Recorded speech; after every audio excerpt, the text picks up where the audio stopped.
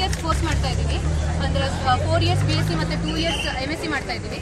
ಅದಾದ್ಮೇಲಿಂದ ನಾವು ಟ್ರೈನಿಂಗ್ ಕೊಡೋಕೆ ಶುರು ಮಾಡ್ತೀವಿ. ಇವಾಗ ಮಕ್ಕಳಿಗಾಗಲಿ ಬೇರೆಯವ್ರಿಗಾಗಲಿ ತರಬೇತಿ ಕೊಡೋಕೆ ಶುರು ಮಾಡ್ತೀವಿ. ಅದು ಸೂಪರ್ವಿಷನ್ ಇರುತ್ತೆ, ಅಂಡರ್ ಸೂಪರ್ವಿಷನ್ ನಾವು ತರಬೇತಿ ಕೊಡ್ತೀವಿ. ಈಗ RC ಏನು ಮಾಡ್ತಾ ಇದೆ ಅಂತಂದ್ರೆ 4 ತಿಂಗಳು ಅಥವಾ ಎಷ್ಟು ತಿಂಗಳು ಅಂತ ಇನ್ನೂ ಕನ್ಫರ್ಮ್ ಆಗಿಲ್ಲ.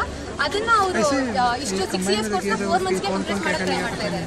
ಮೇನ್ ಕ್ವಾಂಟಿಟಿ ಇನ್ಕ್ರೀಸ್ ಮಾಡಬೇಕು, number of speech and hearing professionals increase ಮಾಡಬೇಕು ಅಂತ ಮಾಡ್ತಾ ಇದ್ದಾರೆ. ಸೊ 4 ಮಂತ್ಸ್ಗೆ ಕಂಪ್ರೆಸ್ ಮಾಡೋಕ್ಕಾಗಲ್ಲ. ಇವಾಗ 6 ಇಯರ್ಸ್ ಇರೋ ಕೋರ್ಸ್ನ 4 ಮಂತ್ಸ್ಗೆ ಡೆಫಿನೆಟ್ಲಿ ಕಂಪ್ರೆಸ್ ಮಾಡೋಕ್ಕಾಗಲ್ಲ.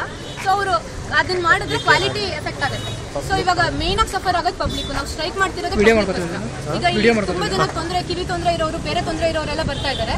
ಸೊ ಅವ್ರಿಗೆ ಇವಾಗ ನಾವು 4 ಮಂತ್ಸಲ್ಲಿ ಕಲ್ತಿರೋರು ಅವ್ರಿಗೆ ತರಬೇತಿ ಕೊಡೋಕೆ ಹೋದ್ರೆ ಅವ್ರಿಗೆ ಏನು ಪ್ರಗತಿ ಕಂಡು ಬರಲ್ಲ. ಸೊ ಅದರಿಂದ ಇವಾಗ 6 ಇಯರ್ಸ್ ಕಲ್ತಿರೋರು ಹೇಳ್ಕೊಟ್ರೆ ಅವ್ರಿಗೆ ಚೆನ್ನಾಗಿ ಅವ್ರಿಗೆ ತರಬೇತಿ ಕೊಟ್ಟರೆ ಅವ್ರಿಗೆ ಇಂಪ್ರೂವ್ಮೆಂಟ್ ಬರುತ್ತೆ. ಇದ್ರ ಬಗ್ಗೆ ನಾವು ರಿಟರ್ನ್ ಮೆಮೊರಾಂಡಮ್ ಅದೆಲ್ಲ ಕೊಟ್ಟಿದ್ದೀವಿ, ಏನೂ ನಮಗೆ ರೆಸ್ಪಾನ್ಸ್ ಸಿಕ್ಕಿಲ್ಲ. ಇದೇ ರೀತಿ ತುಂಬ ಮಾಲ್ ಪ್ರಾಕ್ಟೀಸ್ ನಡೀತಾ ಇದೆ RCIಯಲ್ಲಿ. ಆಮೇಲೆ ನಮ್ಗೆ ಸಪೋರ್ಟ್ಗೆ ಇನ್ನೂ ಬೇರೆ ಬೇರೆ ಡೆಲ್ಲಿ, ಸಿಕಂದ್ರಾಬಾದ್ ಎಲ್ಲ ಕಡೆಯಿಂದನೂ ನಮಗೆ ಸಪೋರ್ಟ್ ಇದೆ ಇದಕ್ಕೆ. ಆಮೇಲೆ ಮೇನ್ ಆಗಿ ಇವಾಗ ಇದರಿಂದ ಸಫರ್ ಮಾಡೋದು ಪಬ್ಲಿಕ್, ಪೇರೆಂಟ್ಸು ಎಲ್ಲ ಸಪೋರ್ಟ್ ಇದ್ದಾರೆ.